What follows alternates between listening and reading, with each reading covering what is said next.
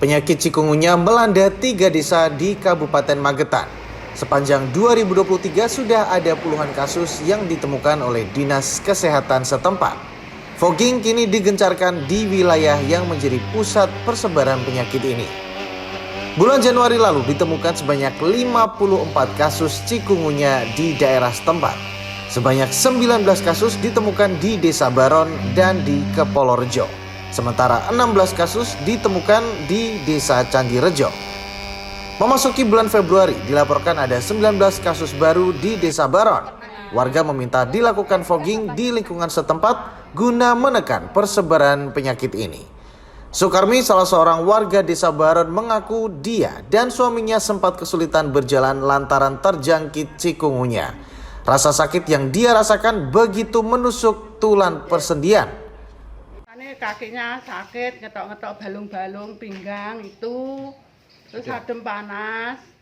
Terus dibawa ke rumah sakit, luntak-luntak 4 kali di rumah sakit, terus dirawat, disuntik, nggak untah, tapi dikasih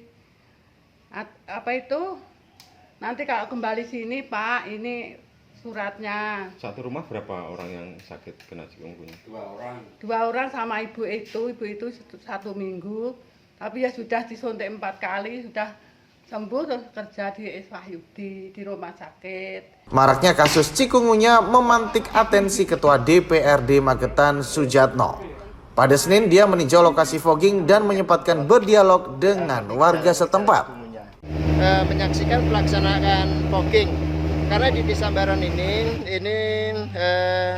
sudah terindikasi ada yang kena penyakit cikungunya. Sehingga tindakan fogging ini harus dilakukan. Nah, selain itu perlu saya sampaikan, selain tindakan fogging, karena ini tindakan yang dilakukan dalam rangka untuk mencegah penyebar luasan, ya tentunya kami meminta kepada dinas terkait, khususnya dinas kesehatan, untuk melakukan edukasi, sosialisasi kepada semua masyarakat tentang bagaimana caranya biar penyakit-penyakit kayak cikungunya, lalu demam berdarah itu tidak menyebar. Nah, tentunya itu pemberantasan sarang nyamuk. Nah, ini harus dilakukan. Jadi edukasi ini harus dilakukan oleh Dinas Kesehatan dalam rangka untuk pencegahan penyakit-penyakit yang saya sebutkan tadi. Bila semakin meluas, tak menutup kemungkinan kelak pemerintah menetapkan status kejadian luar biasa atau KLB cikungunya. Tadi kami di lapangan menemukan beberapa tempat, misalkan drum bekas yang di situ berisi air dan jentiknya luar biasa sangat banyak. Kemudian ada di rumah penduduk juga kami temukan beberapa ban bekas yang dibiarkan terbuka sehingga di situ menjadi tempat penampungan air ketika hujan turun. Nah, di situ adalah tempat-tempat perkembangbiakan nyamuknya.